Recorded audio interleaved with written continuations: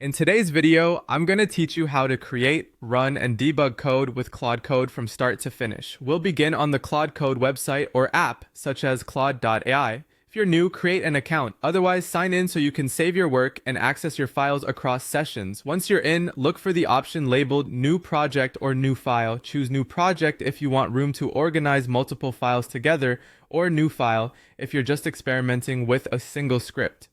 Next, select your programming language. You can pick Python, JavaScript, or another language supported by the environment. Choosing the right language up front helps Claude tailor suggestions and autocomplete to your needs. Now give your file a clear descriptive name, like main.py for Python or index.js for JavaScript. Good file names make it easier to find and manage your code later. With the editor open, you can start typing code directly. If you prefer a head start, you can also ask Claude to generate code for you. For example, try a prompt like, write a Python script that reads a text file and prints lines containing error. Claude will produce a draft you can review and refine. As you iterate, you can type natural language comments or prompts right in the chat or alongside your code. Helpful examples include, optimize this code, fix the errors, and explain what this function does. Claude will update the code for you, suggest improvements, and break down logic so you understand what's happening under the hood. When you're ready to test, click the Run button at the top of the interface.